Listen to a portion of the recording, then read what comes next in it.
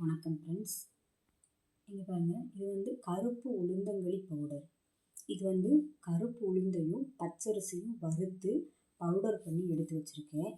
இதை வச்சு எப்படி சிம்பிளாக நம்ம டக்குனு 5 மினிட்ஸில் எப்படி உளுந்தங்களி செய்யறதுன்னு பார்க்கலாம். இங்கே பாருங்கள், இப்போ ஒரு அடுப்பில் கொஞ்சமாக ஒரு டம்ளர் தண்ணி வச்சுக்கலாம்.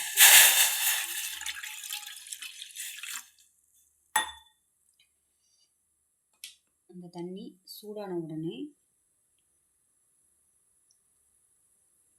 லைட்டாக சூடானா போதும். இந்த பவுடர் வந்து நமக்கு பவுடர் பண்ணி வச்சுக்கிட்டா, இந்த உளுந்தங்களி பவுடர் வந்து பண்ணி வச்சுக்கிட்டா போதும்.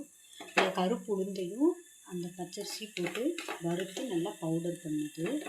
இதை வந்து அப்படியே நமக்கு தேவையான அளவு ஒரு ஸ்பூன் போட்டுக்கலாம். கொஞ்சமாக போட்டாலே நல்லா வந்து இது வந்து தேவையான அளவு எடுத்துக்கிட்டேன்.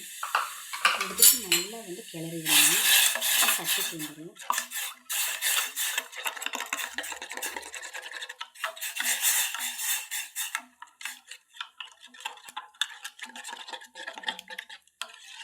இந்த பவுடர் வந்து செஞ்சு வச்சுக்கிட்டா போது எப்போ போனாலும் இந்த களியை வந்து சீக்கிரமாக 5 நிமிஷத்தில் செஞ்சுக்க முடியும்.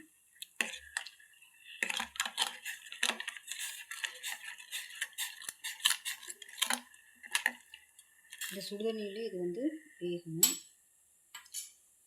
கொஞ்சம் டேஸ்ட்டுக்காக லைட்டாக வந்து இதுக்கு வந்து உப்பு சேர்த்துக்கலாம்.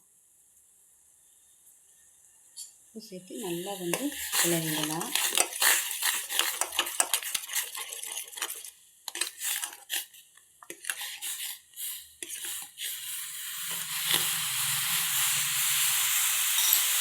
இதை வந்து உளுந்தங்களியாகவும் செய்யலாம், உளுந்த பாலாகவும் வந்து ட்ரிங்க்ஸ் காலையில் எழுந்திரிச்சோன்னே வெறும் வயிற்றில் பெண் குழந்தைகளுக்கு இதை வந்து கொடுக்கலாம். எல்லாருமே ஏஜட் பர்சன், பெண்கள் எல்லாருமே வந்து இதை வந்து குடித்தா இடுப்புக்கு ரொம்ப வலுவாக இருக்கும். இப்போ நீண்ட நேரம் நின்றுட்டு வேலை பார்க்கும்போது அந்த இடுப்பு வலியெல்லாம் இல்லாமல் இருக்கும்.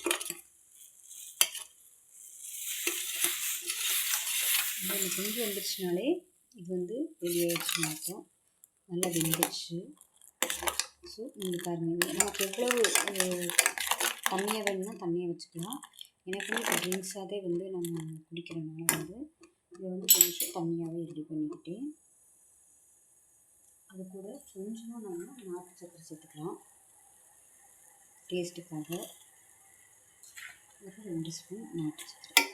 டீ காஃபிக்கு பதிலாக இந்த மாதிரி உளுந்த மாவில் செஞ்சு வச்சுக்கிட்டு இதை வந்து டெய்லி வந்து வேக வயிற்றில் குடிக்கும்போது அந்த இடுப்பு வலி, கால் வலி எதுவுமே இல்லாமல் இருக்கும்.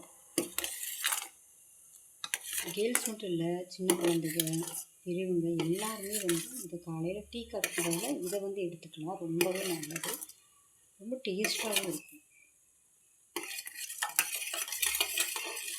இதோட வந்து கொஞ்சம் ரெடியானதுக்கப்புறமா நல்லெண்ணெய் இல்லைன்னா வந்து கொஞ்சம் நெய்யும் ஆட் பண்ணி அதை வந்து குடிக்கலாம். ரொம்ப டேஸ்ட்டாக இருக்கும். நீங்கள் பாருங்கள், சூப்பராக ரெடி ஆகிடுச்சு.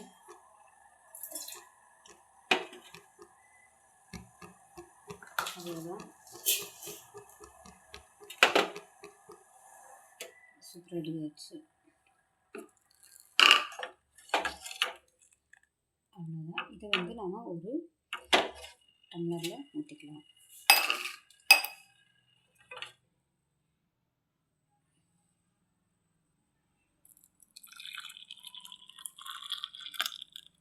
இதை சூடாக அப்படியே வந்து டீ காஃபி மாதிரி குடிக்கலாம். ரொம்பவே நல்லாயிருக்கும். நீங்களும் ட்ரை பண்ணி பாருங்கள்.